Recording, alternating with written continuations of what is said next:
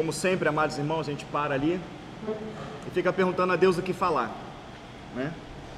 O que o Senhor separou para as nossas vidas nesta manhã? E Deus, Ele, novamente pela sua graça, pela sua misericórdia, pelo seu amor que tem, Ele direcionou o que vamos falar. Irmãos, Jesus está voltando, isso é fato, tá? O secretário, o ministro, equivale ao ministro da Saúde americano, ele falando essa semana no Salão Oval com Donald Trump, em seu discurso, ele falou assim que eles precisam de alguém no cavalo branco para resolver o problema. Quando você vai para a Escritura, tá? Capítulo 6 de Apocalipse, você vai ver que sai um cavalo branco, né? E o cavalo ele vai mudando de cor, né? O cavalo branco, vem um cavalo vermelho, vem um cavalo preto, depois um cavalo amarelo, que no original não é amarelo, é verde. Mas, enfim. E as pessoas pensam que esse cavaleiro branco é Cristo. Só que esse cavaleiro branco ali, naquela passagem, não é Cristo. É o anticristo, tá? E não são 4 cavaleiros. Na verdade, é um cavaleiro só, tá? Que ao longo do tempo ele vai se transformando.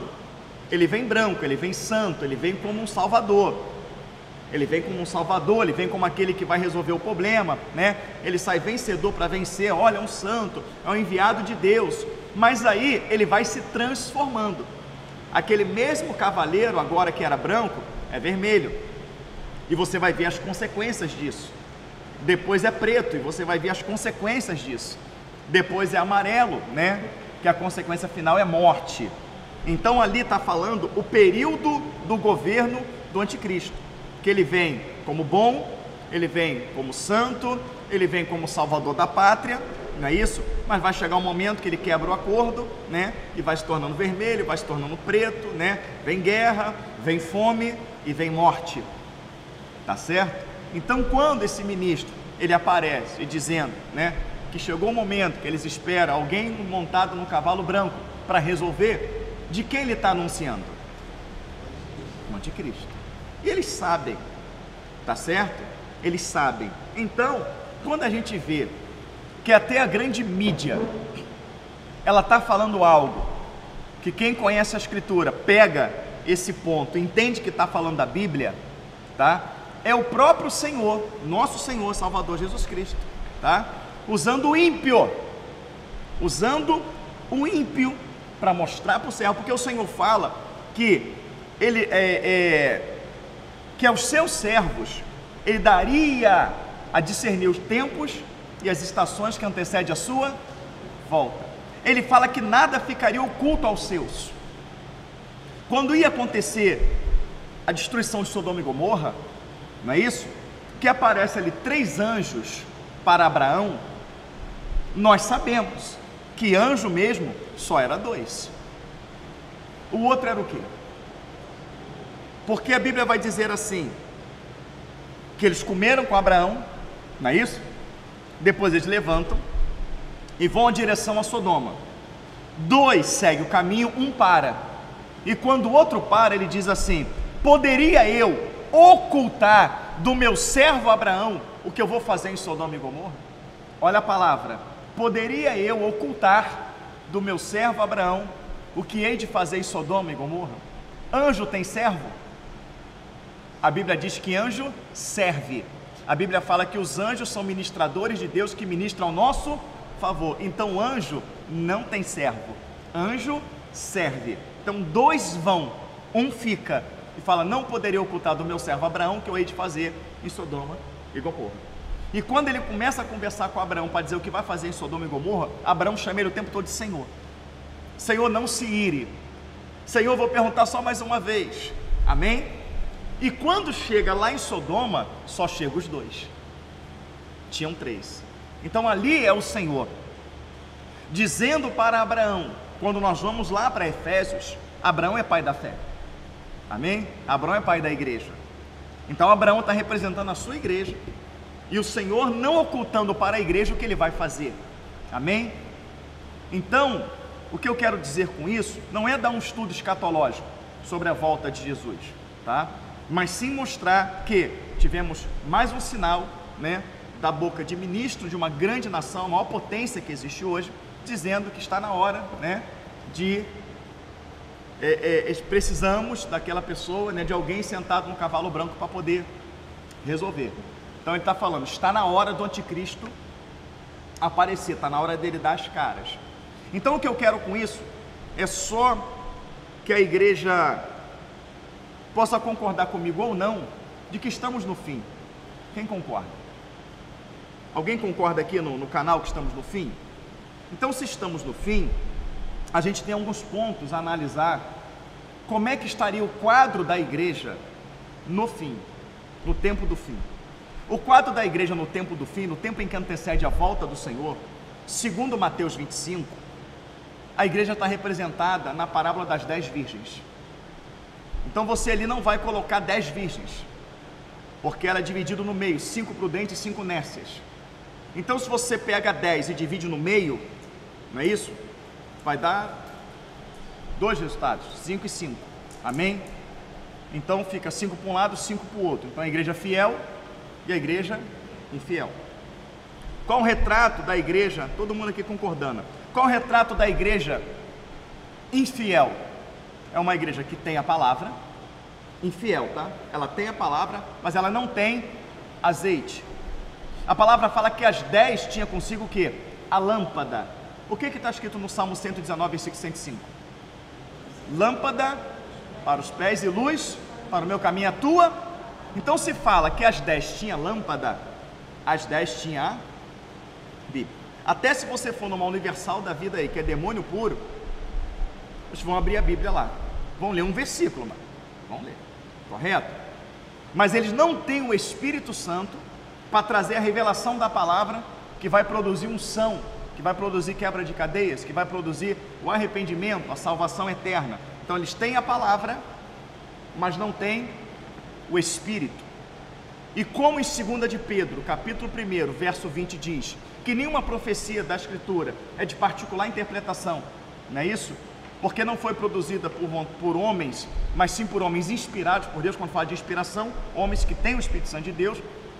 E quando você vai ver em Provérbios 1:23, que você precisa se converter para que você tenha o Espírito Santo e através do Espírito você venha compreender a palavra, a Bíblia deixa clara que a Bíblia, a própria Bíblia, ela é uma obra espiritual, que só é possível discerni-la através do Espírito. Por isso que tem muita gente que fala assim, eu leio a Bíblia e não entendo nada, eu leio a Bíblia e não entendo nada. Ela precisa orar, se arrepender, se santificar, para que tenha o Espírito Santo, para que o Espírito Santo revele o que está além da letra. Amém? Então nós vimos 5 que tinham o quê? A palavra, a lâmpada, mas não tinha o azeite. As outras 5, ela tinha a lâmpada, mas ela tinha o azeite. Unge a minha cabeça com óleo, e o meu cálice, ele transborda. O derramado do Espírito na lei simboliza o quê? O Espírito Santo. Então ela tinha a palavra e ela também tinha o Espírito. Amém? Nós somos uma igreja que tem a palavra e tem o Espírito. Mas em 8 bilhões de habitantes da Terra, será que só somos nós? Não. Tem o povo fiel aí. É um erro quando dizer só a minha igreja é séria, só a minha igreja é verdadeira. A gente entra numa religiosidade, a gente entra no que chamam de seita. Tá certo? Porém, mesmo que a gente respeite a palavra, não defraude ela, mesmo que a gente não permite que heresias entre dentro da igreja, igreja preta, música do mundo que bota letra evangélica, comércio dentro da igreja, amém? Livros, revistas, mas a gente segue a Bíblia. A gente tem uma coisa bem comum com a infiel. Uma coisa que a infiel tem, ela fala que a fiel também vai ter. O que? Um sono profundo. A palavra fala que as 10 tosquenejaram. O que é tosquenejar? O culto está acontecendo, tá? Daqui a pouco a pessoa, né? Tem uns que dá até aquele, ela, né, roncada. A pessoa tosquenejou, a pessoa está dirigindo, ela está tosquenejando, o que ela tem que falar? Ela tem que parar o carro, lavar o rosto, ela tem que tomar alguma atitude, senão ela vai bater o carro, né? Ela não pode continuar dirigindo. E ali diz que as 10 tosquenejaram e dormiram. Então, concordamos que a Bíblia fala que no momento que antecede a volta do Senhor, como que a igreja estaria? Dormindo. Mesmo a fiel. Então, se mesmo a fiel está dormindo, nós não podemos dizer que estamos acordados, porque ali não sobrou ninguém. Ele dividiu a igreja em duas classes, fiel e infiel, e todas dormiram. Porém, vai ter algo que vai acordar, vai ter algo que vai despertar. E aquela que preservou o azeite vai acender a sua lâmpada, porque a lâmpada está como? Apagada. Isso é grave. Vai dar tempo dela acender, mas ela se encontra apagada. Mas o altar do Espírito Santo hoje é o que? O teu coração. O importante de você conhecer a lei, não só a lei, mas alegorias dela. O Senhor lhe deu uma ordem, que tinha que ter uma chama no altar, e essa chama no altar tinha que arder continuamente sobre o altar, ela não podia se apagar, correto? Então no altar a chama tinha que se apagar. Os sacerdotes, sumo sacerdote é Cristo, amém? Os sacerdotes hoje, segundo Pedro fala, somos nós. Vós sois casa espiritual, nação santa, sacerdócio real, amém? Então tinham sacerdotes que trabalhavam para que a chama não apagasse, e tinha um sumo sacerdote, amém? Que apresentava o incenso perante o Pai, amém, igreja? Então essa chama, os sacerdotes faziam 1/4 de hora, 2 em 2 horas, se revezavam. Um ficava ali, olhando a chama, e se ela fosse apagar, ele colocava lenha. Depois de 2 horas, ele ia dormir e vinha um outro. E aí nascem os termos que Jesus fala. E você vai entender algumas palavras que Jesus fala, entendendo esse rito deles ali, de manter a chama. Porque era orientado pelo sumo sacerdote, que representa quem? Cristo. Olha, enquanto você vigia o fogo para que ele não se apague, você ora. Vigiai e orai. Então esse termo, vigiai e orar, veio dessa questão de tomar conta do fogo. Vigiai e orai, vigiai e orai. Então quando você está ali vigiando ele para não dar sono, você ora, você intercede, você clama. Vigiar e orar, para quê? Para que a chama não apague. Então não adianta só vigiar, você tem que também orar. Não tem vários vídeos na internet que o segurança que está vigiando tudo ali não dorme? Não teve um vídeo agora que o segurança está lá e tem o monitor das câmeras, está ali, o camarada entra, vem devagarzinho e está aqui, ó. O camarada vem devagarzinho, foi agora recente, ele desliga tudo, pega um monitor, leva debaixo do braço e sai, o cara continua dormindo.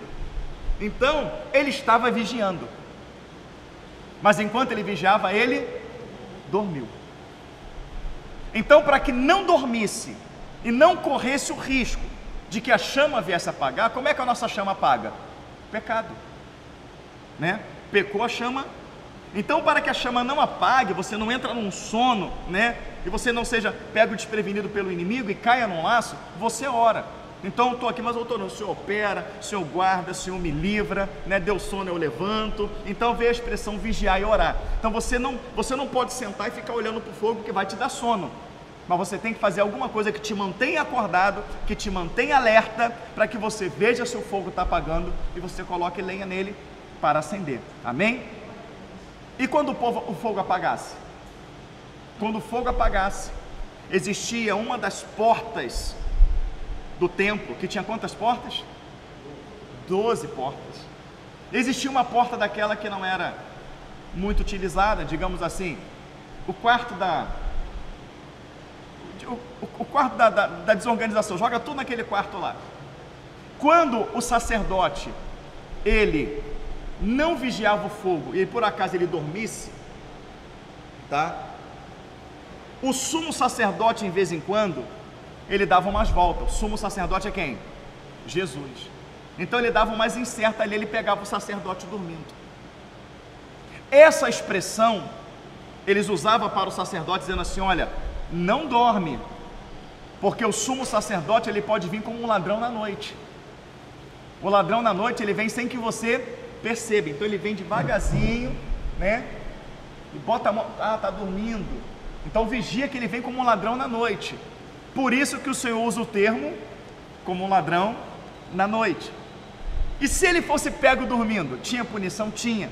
Ele era colocado nesse quarto e ele ficava lá um bom tempo, lá nesse quarto, sozinho, sem água, sem comida, para que ele aprendesse a importância de vigiar o fogo. E aí apelidaram esse quarto. Entendeu? Você estuda a história do tabernáculo, tudo, a Bíblia ela é um resumo. Você vai estudar, né, sobre o tabernáculo. Apelidaram essa porta de quê? Porta do inferno. E aí o termo, as portas do inferno, não prevalece contra a igreja. Quando fala as portas do inferno, não haverá punição para a igreja fiel. Mas quem dorme é outro termo. Bem-aventurado aquele que quando eu voltar não se achar dormindo. Não se achar dormindo. Então tudo isso a gente vê no tabernáculo. A gente vê coisas, sombras das coisas passadas que revela o presente. Então há um sono. As 10 tosquenejaram, dormiram. É profético, é bíblico, isso vai explicar um monte de coisa. Quando vamos para Ezequiel 37, Ezequiel 37 vai falar um pouco mais do que sono. Profetiza sobre o vale de ossos secos, não é isso? Profetiza sobre, pode esses ossos ter vida? Senhor, tu sabes. Então profetiza, ele profetiza, os ossos começam a se montar, né? Tem fêmur lá, tem bacia ali, o crânio está lá do outro lado, os ossos vêm, se juntam, né? E agora profetiza que eu vou fazer crescer pele, vou fazer crescer nervo. Ele profetiza, começa a nascer tudo. Que visão, hein? Começa, né? E agora eu vou soprar neles o meu espírito. E aqueles ossos voltam a ter vida. E ele fala, esses ossos, que depois os ossos, né? Esses ossos é o meu povo. E ele vai dizer de uma forma muito clara que o povo está morto espiritualmente. Mas é o povo dele. E ele vai dizer assim, que nos últimos dias, está escrito, ele vai soprar o Espírito e ele vai levantar o seu povo da sepultura. Diz para mim que Ezequiel 37 não é exatamente a parábola das 10 virgens do Velho Testamento. É ou não é? É a mesma coisa. É a mesma passagem. Quando nós vamos para Joel, ele vai dizer que no que antecede o grande e terrível dia do Senhor, é necessário que se toque trombeta para avisar o povo. Amém? Se toque, por que vai tocar a trombeta? Porque o povo está como? Vou dizer aqui, quem conhece um pouco de quartel sabe, está dormindo, tem que acordar às 5 da manhã, tem um toque para acordar, dá o toque lá fora, todo mundo pula da cama, aquele toque é para despertar. Se Joel fala para tocar o chofar, para anunciar, é porque o povo estava como? O chofar é a trombeta, o povo estava como? Dormindo. E podemos pegar diversas passagens que vai dizer que nos últimos dias a igreja estaria em um sono profundo, tá? Ela estaria vendo o que está acontecendo, porque a igreja que está dormindo, ela sabe que é a volta do Senhor, porque a palavra fala que elas estavam esperando o quê? O noivo. Se elas estavam esperando o noivo, é porque é o momento da volta. Nós sabemos que é o momento da volta, sim ou não? Sim. Mas a gente hoje se dota de um cansaço sobrenatural. É um desânimo para ler a Bíblia, é um desânimo para orar, é um desânimo para estar na igreja. Reparou que tudo que está ligado às coisas do Senhor é um peso? Não tem peso para ficar no telefone, não tem peso para ir no shopping, não tem peso para ver um filme, não tem peso para ir numa festa, para ir num churrasco. Mas há um peso. A igreja antigamente, ela tinha uma alegria quando chegava a hora do culto, ela tinha uma alegria de cultuar. A igreja chegava, ela dobrava o joelho, não era aquela oração de 1 minuto, de 30 segundos, Senhor, me perdoa, estou na tua casa, em nome de Jesus, me dá um culto abençoado. Não, ficava de joelho, ó. Eu lembro que o culto 7h30, 6h15, 6h20, começava a chegar os irmãos, as irmãs, alguém pegava o microfone, dobrava o joelho lá na cadeira, dobrava o joelho dessa maneira lá, assim, ó, pegava o microfone e começava a orar, e ficava 40 minutos, quando o culto começava, antes do culto já ficou 40, 50 minutos de oração. Quem se lembra disso aí, levante a mão. Tinha-se aquele prazer. Hoje, se você abrir o culto, e o irmão ou a irmã que vai fazer a oração for uma oração demorada, você vê que o povo já começa a ficar agoniado, o povo já começa a ficar tipo assim, está demorando, canta logo, vamos, né? Já fica já. Está assim ou não está? Parece que as coisas do Senhor virou um peso. Mas não era para ser assim. Porque temos que adentrar os atos dele com cântico, com júbilos, com festa. Alegrei-me quando me disseram: vamos à casa do Senhor. Davi era rei, mas o melhor momento dele era quando estava na casa do Senhor. Amém? Então vivemos esse momento, tá? Mas vai haver um despertar.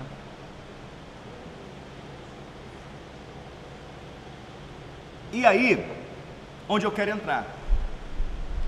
As pessoas pensam que o despertar, ele vai ser da maneira que nós estamos.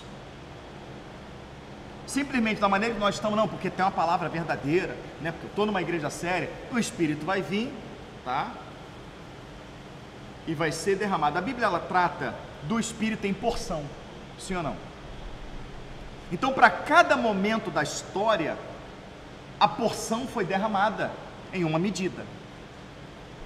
E a palavra, ela vai dividir essa porção no período em que Jesus, ele aparece, e ele morre, e ele ressuscita.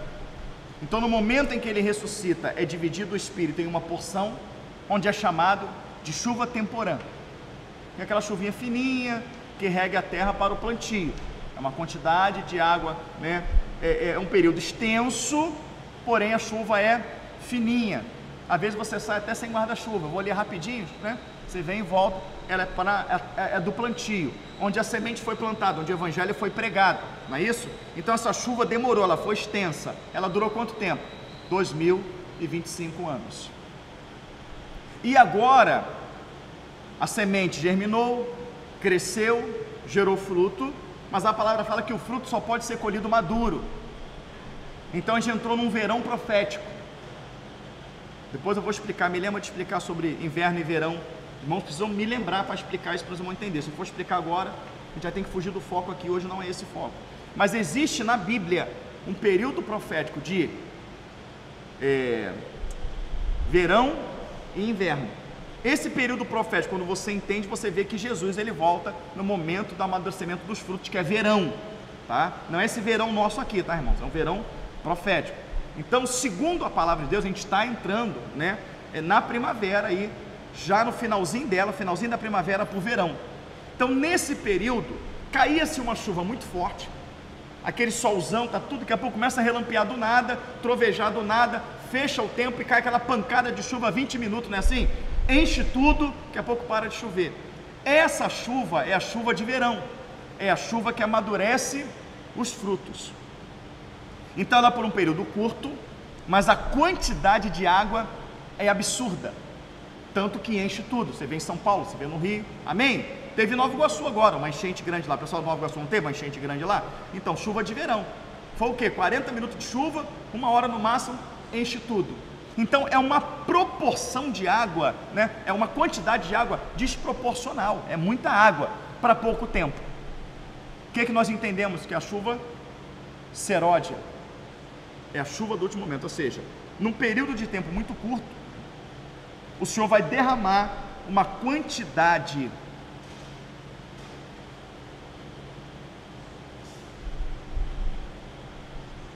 durante 2000 anos foi derramado isso aqui, amém? Nessa última hora o Espírito vai vir e vai fazer isso, ó.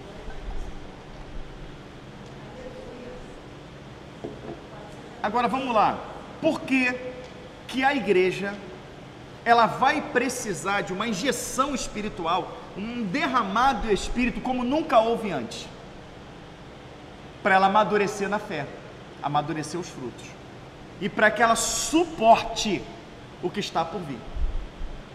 Porque a palavra vai tratar lá em Mateus, tá? Quando você vê o versículo 15 de Mateus 29, ele vai dizer: quando pois virdes o abominável da desolação, de quem falou o profeta Daniel, quem lhe entenda, fuja, cuide para que a sua fuga não aconteça no inferno, as da grávida, das que amamentam, porque, presta atenção, virá tão grande tribulação naqueles dias, a qual nunca houve antes, e nem depois haverá. Então a Bíblia está dizendo que o período que nós vamos ver, o período que nós vamos passar, nunca houve na existência humana uma tribulação tão tamanha como vai haver nos nossos dias. Então não houve no dia de Pedro, não houve no tempo da Inquisição, nunca houve na terra o período que a gente vai passar. Então vai ser necessário que o Espírito Santo seja derramado em uma porção, para que a igreja verdadeira não negue. Amém? Se você não tiver essa porção do Espírito, você vai negar, você vai aceitar, você vai se render. Então, se você estiver na posição que a Bíblia mostra, e nós vamos ver essa posição, na posição que a Bíblia mostra, não simplesmente sentando na igreja, eu estou numa igreja séria, mas na posição que a Bíblia mostra, o Espírito vai ser derramado nessa porção, tá? Sobre essas pessoas. E uma vez que o Espírito foi derramado nessas pessoas, a Bíblia vai dizer que eles serão selados. Entenda bem, eu quero enviar isso aqui, tá? Deixa eu ver alguém aqui, lá para o irmão Sérgio Guimarães, lá em BH, né? Tá aqui, eu quero lá no correio enviar isso aqui.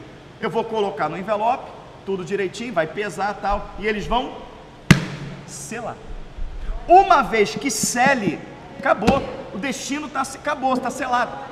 Aquela carta vai chegar em BH, acabou.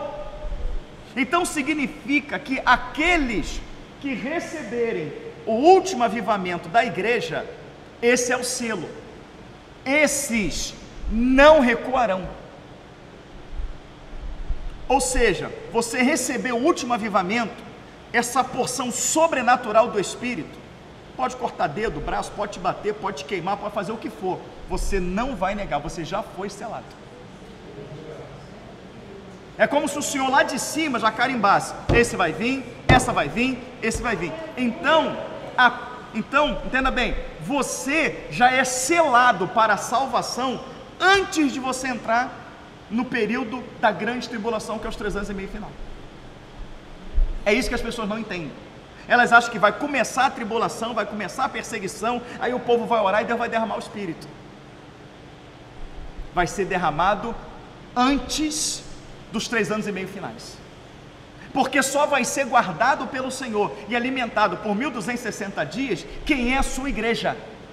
Ele vai guardar a igreja por 1260 dias. Ele vai guardar quem? Os selados. Por isso que ele vai falar lá na igreja de Filadélfia, que é a igreja que vai subir: mesmo tendo pouca força, guardaste a minha palavra, porque guardaste a minha palavra, eu te guardarei da grande tribulação que há de vir sobre todos os dias. Ele vai guardar naquele período. E isso os irmãos precisam entender, os irmãos precisam compreender. Quem está trazendo isso para vocês é o Senhor, não é o pastor Elvis, tá? E aonde nós vamos ver isso? Se continuarmos nesse marasmo, se continuarmos lendo um capítulo da Bíblia, 2, a cada 3 dias de espaço, ou uma vez por semana, se continuarmos com essa oração de 5 minutos, não vencemos a nossa carne, né? Vindo para a igreja quando sobra tempo, não quando tem culto. Claro, tem uns que não podem vir, a gente sabe. Irmãos, nós não vamos receber isso. Nós não vamos. Quando teve uma promessa do derramamento de Espírito, após Jesus ter ascendido aos céus, ele fala por discípulo: ficar em Jerusalém, até que do alto seja revestido de poder. Aqueles homens se reuniram, tá? No total de 120 pessoas, e a Bíblia fala que eles permaneceram unânimes em oração, até que do céu veio o som de um vento veemente, impetuoso, e encheu aquela casa. E você vê que depois que eles receberam o Espírito Santo, eles passaram por todo tipo de perseguição, de afronta, de luta, de morte, né? João, que foi para a ilha de Pátimo, antes de ir para a ilha de Pátimo, ele foi largado dentro de um tanque de óleo fervente. Não morreu, mas foi jogado ali dentro. Pedro foi crucificado de cabeça para baixo. Esses homens não negaram. Quando Pedro estava no ápice da crucificação, significa que ele tinha apanhado, que ele tinha carregado a cruz, que ele tinha sido pregado nela, igual Jesus. Quando foram levantar a cruz, Pedro para. Ei, para. O que foi? Eu não sou digno de morrer como meu Salvador. Entenda bem, ele está perdendo sangue, ele está todo arrebentado, ele já está pregado na cruz, já está anêmico, e ele tem o equilíbrio de falar: não, eu vou morrer igual meu Salvador, não faz isso não. Aí eles pegam e crucificam Pedro de cabeça para baixo. Você entenda que a morte para ele não está sendo um problema, o problema para ele está sendo morrer igual Jesus. Não, quem sou eu para morrer igual Jesus? Olha o equilíbrio. O avivamento, ele vai trazer para nós uma alma equilibrada. Entendeu? Ele vai fazer a gente ter um controle sobre a dor, sobre a morte, que essa dor e a morte que está prevista, ela não vai tirar da gente o desejo de estar no céu. Ela vai nos dar coragem de peitar quem tiver que peitar. Falar, tu vai matar a carne, mas o céu já está aberto para mim. Você está entendendo? É isso que vai acontecer. E esse período vai chegar, só que as pessoas não acreditam. E se não tiver o Espírito Santo,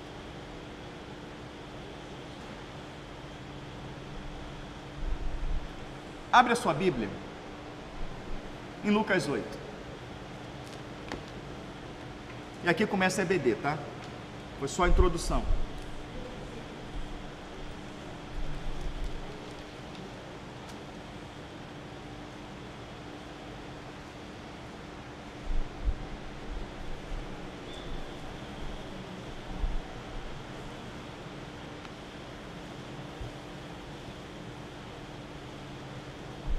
Quem abriu Lucas 8 aí, diga amém. Povo de casa também, hein?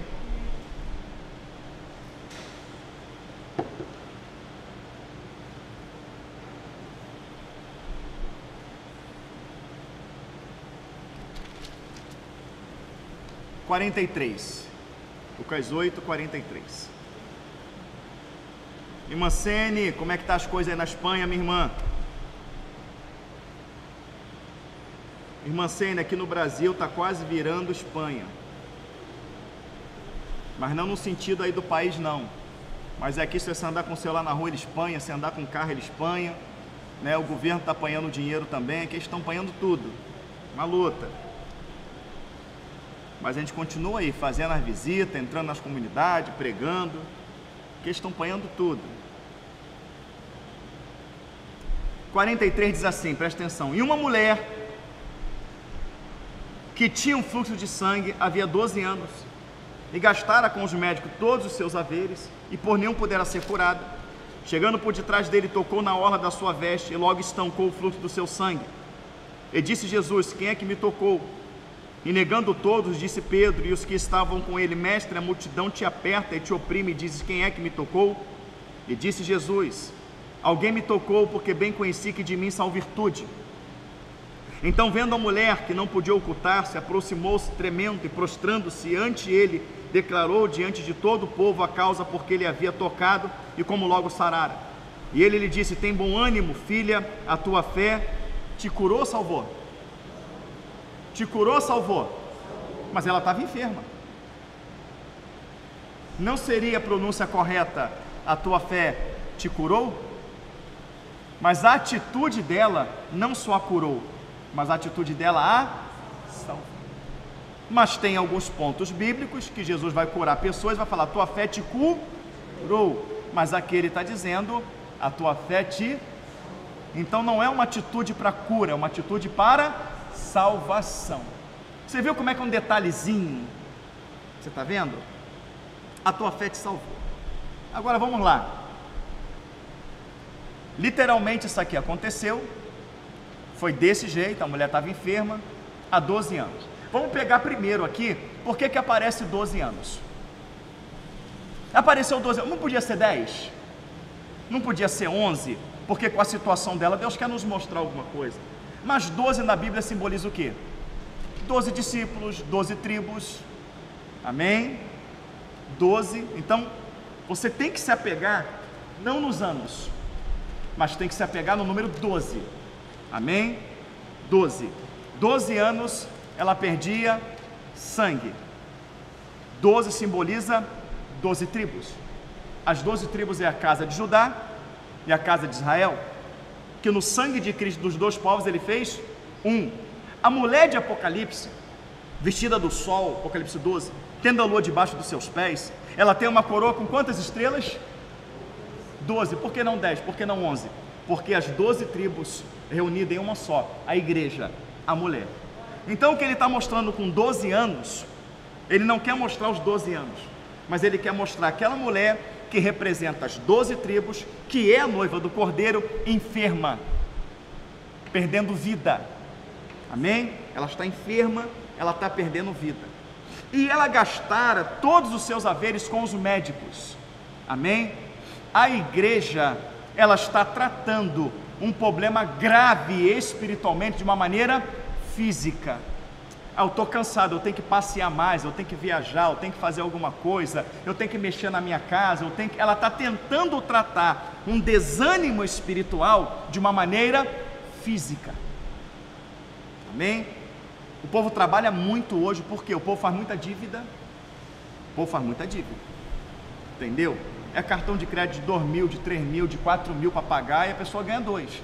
E aí vai serão, cobre o outro, trabalha em 2 empregos, e trabalha aquela coisa toda. Para quê essas dívidas todas? É por causa de roupa, de cabelo, homem para peça de carro, né? É para videogame, não sei o que lá. Eu não consigo entrar na minha cabeça. Não me entenda mal, os varões não ficam chateado comigo, mas eu não consigo compreender como um camarada de 30, 35 anos, 40 anos, 50 anos, ele consegue sentar em frente da televisão e jogar videogame. Eu, sinceramente, eu não soltei pipa quando eu era criança, mas eu não consigo ver o marmanjão que está aí, de barba na cara, tudo no sol, soltando pipa. Irmãos, tudo tem um tempo e tem coisa que passou. Entendeu? Mas enfim, e gasta, né? E isso, aquilo, é roupa, é mais não sei o que, e tem que estar gastando, e tem que estar fazendo lanche todo dia, porque a gente tá a fase da preguiça hoje, né? Cozinhar não quer, então pede lanche, pede aquilo, aquela coisa toda, vai matando a sua saúde, né? Comendo o que não presta. Eu trabalho com cozinha industrial, tá? Trabalho com cozinha industrial. Às vezes a gente pega uma lanchonete que fechou, tu olha a coisa linda. Parece que você está entrando na lanchonete dessa aí no McDonald's, tudo bonitinho, tudo, quando tu entra na cozinha. Está trabalhando comigo agora. Como é que vem as fritadeiras? Como é que vem? É cor de inox, aquele inox brilhoso, não é isso? Ela vem da cor do computador aí, ó, de gordura. Tu puxa um forno, pega um forno combinado, puxa o forno combinado, atrás dele tem uns ratos colados assim, ó, seco. Não todos, tem cozinhas que você chega, um brinco, mas 90% é um lixo. E o povo, não, pede, passa no cartão. É dívida em cima de dívida. É dívida em cima de dívida. Você pode ver, para você descascar ali uns dentes de alho, socar, dourar ele na panela, jogar o arroz, refogar o arroz e botar água, não dá 10 minutos. O restante quem vai fazer é o fogo. Você fez o arroz, cozinhou uma panela de feijão, cozinha 1 quilo. Cozinha 1 quilo. Pega os potinhos, que equivale à janta, que equivale ao almoço, coloca ali, bota tudo no freezer. Não tempera ele não. Se temperar, vai ser feijão velho. Aí você pega ele destemperado, joga ali, bota ele na panela ali para ele poder derreter. Pega aquele alho, deixa ficar marrom. O alho do feijão tem que ficar marronzinho, tem que ficar... E joga no feijão, ele vai parecer fresco. Irmão, frita 2 ovos, corta um tomatinho, uma coisa, tá feita uma janta saudável. Entendeu? Logo um filezinho de frango ali, uma coisa, tá feito. É mais rápido do que os 50 minutos, 1 hora que o lanche vai chegar. Mas o povo vai lá e vai passando o cartão e vai se endividando, e aí tem muita coisa para pagar, e aí tem que trabalhar muito. Aí quando chega em casa, né, tem a tentação. E a tentação do homem não é hoje mais a mulher. A tentação da mulher não é mais comprar roupa, não, é o celular. E olha aquela coisa ali seduzindo, aí tampa para dentro do celular. Fica horas. Quando vai ler Bíblia, quando vai orar, não tem cabeça para isso. A mente, ela foi tomada de besteira. Você não consegue se concentrar no espiritual. Aí faz aquela oração de 5 minutos, lê um capítulo da Bíblia e vai dormir. É assim ou não é? Mas enfim, ela aqui está enferma. Essa enfermidade não é física. Essa enfermidade é espiritual. E por que o senhor afirma que essa enfermidade não é física? Porque o médico não deu jeito. Foi 12 anos buscando o natural e o natural não deu jeito. O Senhor está dizendo para mim e para você que esta mulher é símbolo de quem? Igreja. As 12 tribos estão aqui. E essa mulher está perdendo o quê? Vida. As minhas palavras é espírito e vida. A igreja não lê Bíblia, ela está perdendo vida. Igreja que lê Bíblia, igreja que busca, é a igreja que é derramado do Espírito, amém? E o Espírito é vida, que é gerado através da palavra. A igreja hoje não lê Bíblia, ela está perdendo vida. E quando fala da igreja, a igreja no modo geral, porque está representado nas 12 tribos. A fiel, a infiel, ela está aqui. E essa igreja, ela já está tão fraca espiritualmente, que ela já não consegue andar. Está representado no peso para vir para a igreja, no peso para orar, no peso para ler a Bíblia. Ah, tem um culto no lar lá, não, mas eu já fui no culto ontem, né? Eu já fui no culto ontem, já fui. É fácil você trabalhar o dia todo depois ir para o culto? Não é, porque a tua carne está fadigada, entendeu? Mas agradar a Deus consiste em matar a carne. O reino de Deus é tomado por esforço. Ó, segunda-feira eu fui fazer visita, né? Trabalhei o dia todo, pegamos firme, né? Pegamos, essa semana foi puxada, semana passada. Pegamos firme, trabalhando. De noite, fui fazer visita. Terça-feira pegamos firme, tinha equipamento para entregar e correria, sendo que na terça-feira, 6 da manhã eu estava aqui. Oramos até 7h30 da manhã. Eu saí daqui direto, não foi? Já tirei foto da frente da firma, eu fui direto para a firma. E ó, couro comendo. Parei um pouquinho ali, fui em casa, tomei café, troquei de roupa, voltei para a firma, couro comendo. Chegou de noite, quebrado, eu mandei mensagem para o meu sócio, falei, meu irmão, não tem nem mais coluna, mas estou me arrumando, vim para o culto. Quarta-feira, couro comendo de novo. Culto no Rio. Aquela guerra que teve no Rio, tudo fechado, tudo, não vai dar, não vai ter, não tem como chegar no culto. Vai ter sim. Ó, pastor, eu não vou. Falei, vamos dar um jeito, chegar lá. Conseguimos chegar no culto. Um trânsito terrível, polícia saindo de dentro do mato, mas chegamos no culto. Quinta-feira, não é isso? Cabo Frio. Sexta-feira, lá em Cabo Frio, fiz visita. Voltamos de Cabo Frio. Chegamos em casa já tarde a beça, na sexta-feira. Sábado, saí, fui resolver as coisas, fui trabalhar, fazer algumas coisas. Culto na casa da irmã Gislaine. Hoje é BD, vou sair daqui, Rio. Eu sei que é cansativo. Não é fácil. É muito cansativo. Mas Deus dá graça. Deus fortalece. Deus, Ele renova. Paulo, ele usa uma expressão assim, ó, que ele se permitiu gastar pelo Evangelho. Olha só, permitiu gastar pelo Evangelho. Quando a gente conta a nossa história, a gente não quer aqui sensibilizar ninguém, não. A gente quer mostrar que é possível. A gente quer mostrar que é possível. Porque para mim, que sou pastor da Igreja Cristã Voz da Verdade, e acabo tendo uma responsabilidade nas 4 igrejas, para mim tem culto todo dia. Nós vamos botar os irmãos aqui de Maria Helena. O culto é terça e domingo, são 2 dias na semana, gente. 2 dias na semana. É BD de manhã, são 2 vezes na semana. Lá no Rio, quarta e domingo, 2 vezes na semana. Magé, quinta e domingo. Cabo Frio, quinta e domingo. Gente, são 2 dias. Se tiver oportunidade de ir no shopping todo dia, vai todo dia. São 2 dias. E cadê o esforço? Não é isso? Mas o reino é tomado por... Existe uma coisa chamada fruto do meio. Tu está no fruto de quem ora, tu vai orar. Está no meio de quem lê Bíblia, tu vai. Fruto do meio.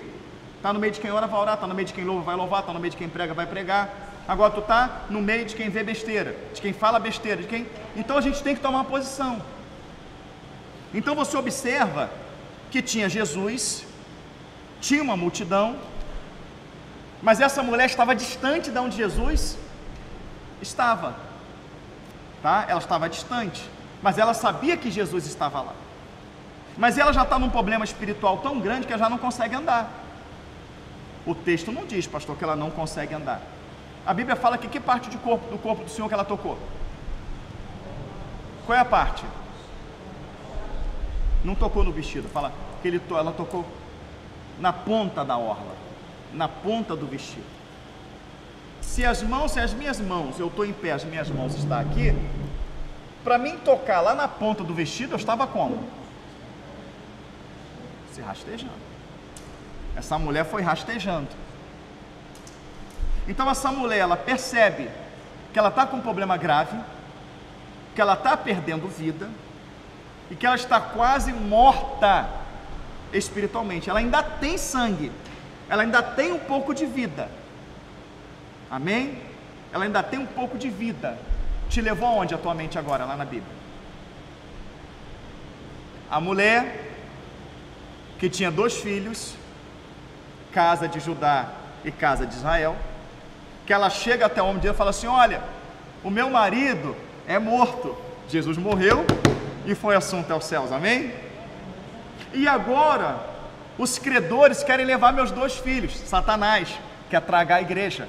Apocalipse 12, que o dragão persegue a igreja, os credores, eles querem tragar. E ele fala: o que queres que eu te faça? Me diz o que tens. Eu não tenho nada, a não ser um pouco de azeite na botija. Aquela mulher que está lá com seus 2 filhos, os 2 filhos é a casa de Judá, a casa de Israel, casa de Judá 2 tribos, casa de Israel 10 tribos, então aquela mulher também está com as 12 tribos, ela é a igreja, ela está sem nada, ela está num momento de perseguição, de tribulação para tragar os filhos, amém? Mas ele fala: o que você tem? Não tenho nada a não ser um pouco de azeite. Aquela passagem é essa passagem da mulher do fluxo de sangue, é a mulher do fluxo de sangue lá na lei, só que o sangue está representado no azeite. Quem está entendendo, diga amém. É a mesma passagem. Eu não tenho nada a não ser um pouco de azeite. Essa mulher está perdendo sangue há 12 anos, está anêmica, está cansada, não é isso? Está sem força, mas ela ainda tem sangue. Ou seja, ambas tinham ainda o Espírito. Você está cansado, você está fadigado, não foi fácil você chegar aqui, mas você chegou porque você ainda tem o Espírito. Você ainda lê um pouco da Bíblia, você ainda tem o Espírito. Você ainda se esforça para orar porque você ainda tem, mas está difícil. Você ainda tem. Mas esse pouquinho do Espírito que você tem, acredite no que eu vou te falar, ele é suficiente para te levar a tomar uma atitude que vai salvar a sua vida. A tomar uma atitude que vai te levar até a salvação eterna. Qual foi a atitude? Ou eu permaneço prostrado, me rendendo a celular, morrendo espiritualmente, lendo pouca Bíblia, orando quase nada, sem me esforçar para caminhar, e morro, e seja sepultado espiritualmente e sepultado eternamente no inferno. Ou eu pego esse último fôlego que eu tenho, essa pouca força, esse pouco azeite, porque a igreja de Filadélfia é a igreja que vai subir, que o Senhor colocou uma porta aberta diante dela, que Ele não vai fechar. Ele fala para ela: mesmo tendo pouca força. Então o Senhor está dizendo para mim e para você: eu compreendo o momento que vocês vivem, eu sei que a batalha espiritual é muito grande, mas mesmo tendo pouca força, guardaste a minha palavra. Essa mulher, mesmo tendo pouca força, ela vê Jesus passando. Agora, irmãos, eu quero falar para vocês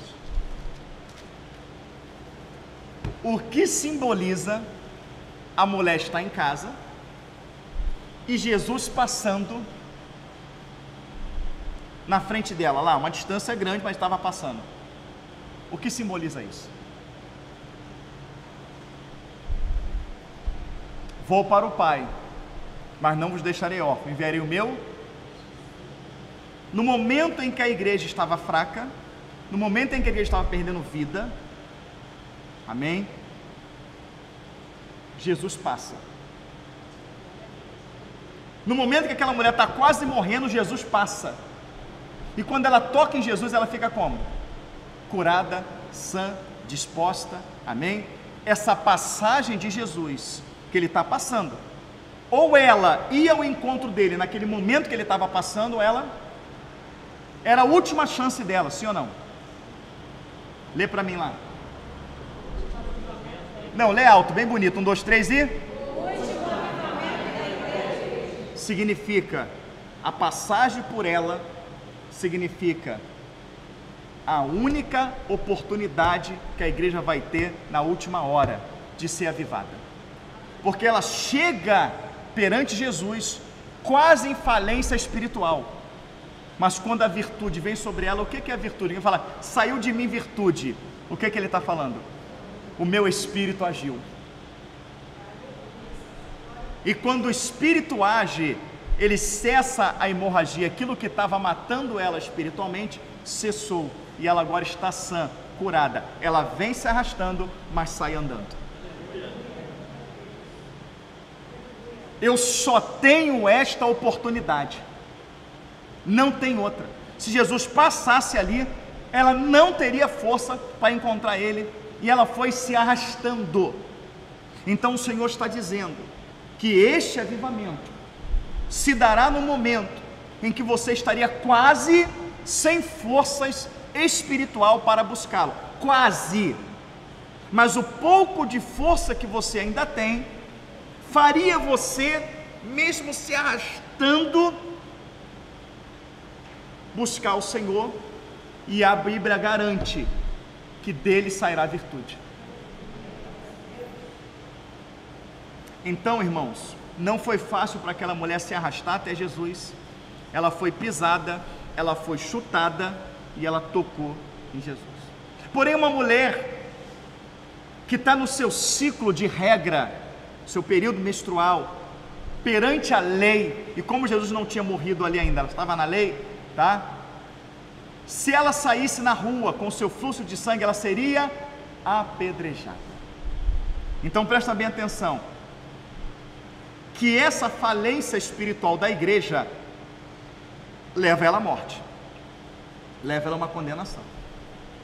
Essa falência espiritual tem por finalidade isolar a igreja. De quem? De Cristo.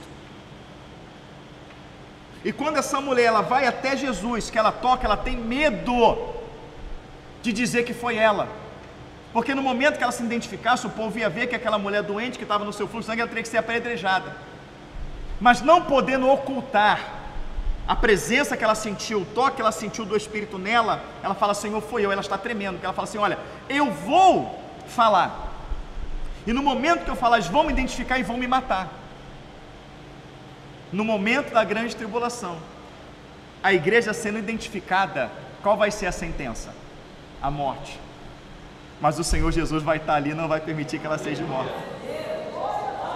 Amém? Jesus vai estar ali. Olha que passagem, irmãos, não é simplesmente uma cura, tem muita revelação, tá? E no momento que ela não se ocultar, mas ela ali se apresentar, né? Foi eu sou servo do Senhor, eu não nego a Bíblia, eu não nego Jesus. Jesus vem e fala, não, tua fé. E ninguém poderia tocar mais nela, porque ela não estava mais enferma. Ele falou, você está curada, ela não está mais sangrando, ela não está mais perdendo vida, ela não está mais. Então o Senhor está dizendo, eu entendo o período, é um período de falência espiritual, é um período de sepultamento, é um período de sono, mas eu permiti que vocês ficassem com um pouquinho, para que esse pouquinho seja a medida exata que vai fazer vocês se arrastar. Vai ser difícil, vocês agora vão ler a Bíblia se arrastando, vocês vão orar se arrastando,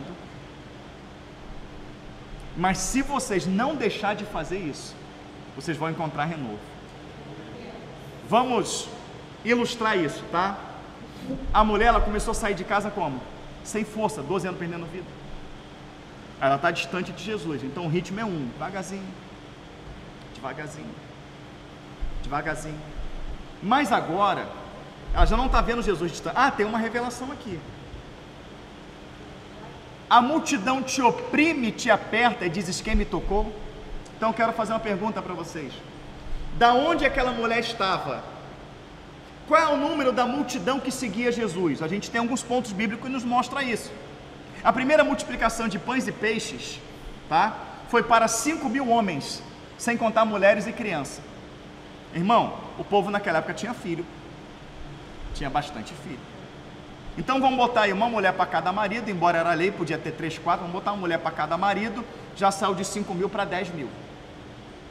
E vamos botar que cada um tinha 2 filhos, foi para 20.000 pessoas, amém? A segunda multiplicação de pães e peixes foi para 7.000 homens, sem contar mulheres e crianças. Então se botar mulher são 14.000, amém? E se botar mais crianças, dobro dá 14, dá 39.000 Não, dá 28 mil pessoas. Quase fiz igual a Dilma agora, contem. Amém, queridos? Vocês têm prestado atenção? Então eu quero fazer uma pergunta. Da onde aquela mulher estava? Provavelmente sentada na janela, não tinha força para ficar em pé. Ela viu Jesus ou a multidão? Porque Jesus também estava numa multidão, e Zaqueu só conseguiu ver subindo numa árvore. Ele vê do alto. Aquela mulher estava vendo Jesus ou só a multidão? É um Deus eterno, imortal, invisível, mas real. Bem-aventurado que não viu e eu não estou vendo, mas eu sei que Ele está ali. Eu não estou vendo, mas eu sei que Ele está ali. Ela foi ao encontro daquele que ela não estava vendo, mas que sabia que Ele estava ali. A gente não está vendo Jesus aqui. Você não vê Ele quando você entra na intimidade do teu quarto para buscar a face dEle. Você não vê Ele quando você vem para a igreja adorar. Você não vê, mas sabe que Ele está ali. Até mesmo quando ela tocou na aba do vestido, ela não conseguia ver, porque ela estava no chão, só via aquelas pernas. Mas quando ela viu a aba, ela tocou. E quando ela toca, é que Ele para e olha para ela. Está na hora do nosso encontro verdadeiro com o Senhor. Está na hora. Não vai ser fácil. Mas vamos lá. Vamos botar que ela está ali a 200 metros de Jesus e vai se arrastando. Mas quando ela está a 20 metros, ela já andou 80% do percurso. E ela está vendo que está perto. A tendência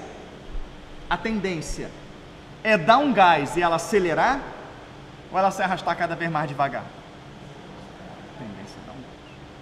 Você vê o camarada vem na corrida, ele está correndo uma hora na corrida, no final já está como? Já está. Quando ele vê a chegada, o que ele faz? Ele acelera. Então o Senhor está falando, olha, para com essa coisinha de ler um capítulozinho só. Tem que ler mais, vai ser difícil, vai ser se arrastando, sono, mas vai lá, vamos ler 5, vamos ler 10, está na hora, isso aqui é alimento para a tua alma. Para com esse negócio de orar 2 minutinhos, entendeu? Está doendo o joelho, ora em pé, está dando sono, ora em pé, ora andando pela casa, estenda a mão, começa a profetizar sobre os teus filhos, vai se converta, do teu marido, da esposa, vamos orar, vamos chorar, vamos buscar espírito, buscar unção, embora, vamos lá, entendeu? Se tem oração na igreja, vai orar, se tem busca, vai buscar, né? Santifica a tua vida, não vai ser fácil, mas vai chegar um momento, você está muito distante de mim, você está muito distante, você só consegue ver a multidão representa o quê? A dificuldade, aquilo que te impede de chegar até Cristo, amém? É a dificuldade, você só está enxergando a dificuldade, mas olha, busca, vai ser difícil, levanta de madrugada, vai se arrastando, mas levanta, vai ler Bíblia, tá? Vai ler, insiste, que vai chegar uma hora que você vai começar a me ver, vai começar a ver a pontinha da minha orla, vai começar a ver lá a minha sandália, tu vai começar, e quando você começar a me ver, né, que você começar agora, você tem que ter o despertador, mas agora você não desperta, não tem mais despertador, né, você acorda todo dia 3 da manhã, 2 da manhã, acorda 3 da manhã, 10 para as 3, tu abre o olho sem sono, já era uma luta para ler 5 capítulos, agora tu está lendo 10, está começando a ver Jesus. Tu chegou no culto, queria arrumar um cantinho para ficar conversando com alguém, para passar logo a hora para você ir embora. Veio no culto social, não veio? Agora não, agora você já senta ligadinho, fica querendo começar, quando começa tu está concentrado, no louvor tu já está começando a ver Jesus. E aquilo acelera, está dando certo, né? Eu estou com mais ânimo, eu estou com mais fôlego, eu estou orando mais, eu estou lendo mais a Bíblia, aí vai chegar uma hora que dele vai sair virtude, é o último avivamento, e você recebeu aquilo ali, tu está pronto. A morte estava com poder sobre aquela mulher, mas quando ela toca em Jesus, a morte não tem mais poder sobre ela. Eu e você sendo selado, a morte não tem poder mais sobre nós, porque quando nós encontrarmos aquilo, nós vamos dizer: cadê morte o teu agrilhão? Cadê morte a tua vitória? Então a mulher do fluxo de sangue é a igreja, e o esforço que ela vai ter que se empenhar, que ela vai ter que ter para chegar. Observa que neste momento Jesus não veio até ela. Neste momento ela foi até Jesus, mas Jesus, ele fez questão de mostrar para ela onde ele estava. Ele podia passar na porta de qualquer pessoa, mas ele passou diante da janela dela. Nós sabemos onde Jesus está, nós sabemos como buscá-lo, nós sabemos como interceder, nós sabemos como orar, nós sabemos. Ele está lá, ele está passando, ele quer curar, ele quer renovar, ele quer avivar, mas ele não abre mão de que nós viemos fazer a nossa parte. E essa mulher, ela alcançou a cura por esforço, mas ele não fala que ela foi curada, ele fala: a tua fé te salvou. Esta igreja, a igreja de Cristo, está morrendo espiritualmente, ela vai ser salva quando ela empenhar um esforço de ir até Jesus. Aí tem aquele hino: hoje eu vou tocar nas vestes de Jesus, hoje eu vou tocar nas vestes de Jesus, eu sei que Ele vai me curar, eu sei que Ele vai me libertar, eu sei. Então você tem que sair e falar assim, cada passo que ela se arrastou ali, cada gatinhada que ela deu, pode simbolizar um dia, pode simbolizar um mês, é o tempo que você vai buscar, mas você precisa encurtar o tempo. Então você precisa sair dessa EBD, os irmãos que estão ouvindo, vocês estão aqui, vocês precisam sair dessa EBD, fala: a minha finalidade hoje, a minha prioridade, digamos, a minha prioridade hoje não é mais minha casa, meu carro, tudo bem, eu vou ter, a vida segue, eu estou fazendo obra, né? Eu preciso comprar, a vida segue, tá? Mas a minha prioridade hoje é tocar nas vestes de Jesus. Eu preciso tocar nas vestes de Jesus. Eu preciso ser selado. Eu não sei que hora que a bomba vai explodir. Eu não sei que horas o caos vai ser instaurado. Mas eu estou vendo todo o cenário do caos aí. Eu estou vendo todo o cenário do anticristo. Eu estou vendo todo o cenário da grande tribulação. Já estão falando até que está na hora de vir o cavaleiro do cavalo branco. Não é mais brincadeira. E eu sei que se a bomba explodir sem um avivamento, acabou para mim.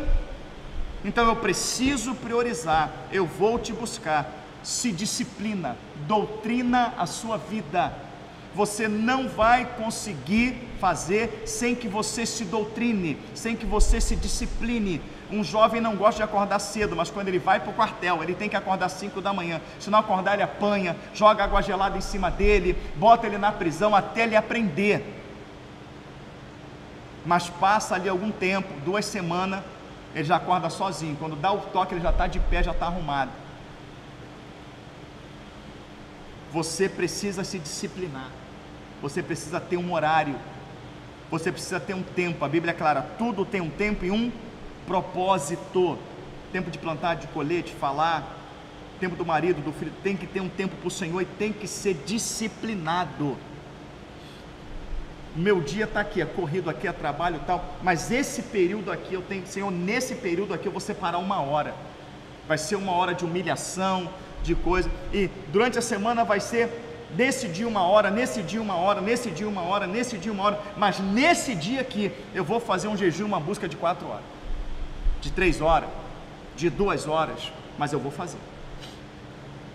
Porque se tivesse um jogo de futebol, eu sentaria aqui 90 minutos, se tivesse acréscimo 120 minutos, se eu sentasse para ver um filme é no mínimo 2 horas, se eu pegar para ir à tarde num shopping eu vou levar 4, 5 horas. Então, Senhor, como é corrido todos esses dias, nesse dia eu vou ser fiel em 1 hora de busca, de oração, de leitura da palavra. Mas nesse dia que é mais tranquilo, eu vou separar 2, eu vou separar 3 horas, eu vou entrar, eu não vou comer, eu não vou beber, eu não vou fazer nada, eu vou te buscar. Vai ser difícil, vai ser se arrastando, vai dar sono, a minha carne vai lutar contra o meu espírito, mas eu vou fazer. Acredita no que eu vou te falar. Vai ser se arrastando, vai ser fadigante, vai ser difícil. Filme Quarto de Guerra, quem assistiu, levante a mão. A senhorinha ensina para ela como fazer. Ela pega biscoito, ela pega sorvete, ela pega refrigerante, ela pega almofada, ela pega colchão e senta lá no quarto. Aí ora 5 minutos, olha para um lado, para o outro, aí pega biscoito, come, aí toma sorvete lá no quarto, e olha a hora, né? Tipo assim, não passa o horário. Ela cumpre aquele horário. Ela cumpriu aquele horário na carne, mas não cumpriu no... E ela... porque você não está fazendo direito. Aí daqui a pouco ela chega lá no quarto, limpa tudo, tira tudo, começa a colar os propósitos, começa a orar por propósito a propósito. Daqui a pouco vai passando a hora, daqui a pouco ela está dormindo ali dentro daquele quarto, ou seja, ela orou e tal, nem foi, ela buscou ali. Deus faz ou não faz? Exatamente daquele jeito. A tua mente vai ser arrebatada, tu vai estar, daqui a pouco a tua mente está no trabalho, daqui a pouco a tua mente está naquele vídeo, tu traz a tua mente de volta, Senhor, misericórdia. Daqui a pouco tu está lendo Bíblia, daqui a pouco tu está dormindo, Senhor, misericórdia, né? Daqui a pouco tu está saindo dali para comer alguma coisa, quando tu vê se distrai, volta para o quarto, mas vai chegar uma hora que a tua perseverança, você vai ver que você já não está mais encontrando luta para orar, você já não vai estar mais encontrando luta para ler Bíblia, aquilo ali vai se tornar prazeroso, vai ser nesse momento, numa hora dessa, que o Espírito Santo de Deus vai vir sobre você e ele vai te selar, onde nada nem ninguém dessa terra vai te tirar da presença do Senhor. E aí você vai poder falar: estou certo que nem altura, nem profundidade, nem perigo, nem espada, nem fome, nem nudez, nem homem, nem principado, nenhuma criatura poderá me separar do amor de Deus que está em Cristo Jesus. Paulo estava selado. Quando você está selado, não tem altura nem profundidade, não tem fornalha, não tem mar, não tem altura, não tem profundidade, não tem governo, nada te separa do amor de Deus. Vai poder andar na rua, nada me separa deste amor, nada vai tirar Jesus de mim, todo sofrimento acabou, caminhando eu vou com Jesus até o fim, que na verdade não é até o fim, até o começo, né, da eternidade. Amém, queridos? Foi edificado? Você entendeu o que está além da letra? Conseguiu enxergar? Então toda vez, se estiver desanimado, não tiver, abre lá em Lucas 8, vai lá na mulher do fluxo de sangue, dá uma lidinha, fala: opa, Senhor, aí você vai, amém? Se não fizer isso, não tem céu. Se não fizer isso, você vai se render a tudo que o anticristo impor nessa terra. Espero que os irmãos do canal também possam ter sido edificados, que isso possa de fato trazer um despertar no coração de vocês, amém? Esse estudo não tem lugar nenhum, não tem folha, não posso indicar para vocês nada, foi o Senhor revelando através desta palavra aqui, amém? Guarda no coração de vocês, guarda o que foi falado aqui, assista de novo, guarda no coração de vocês e vai falando para os amigos crentes de vocês, que precisam ser despertados também. Deus abençoe a todos, amém?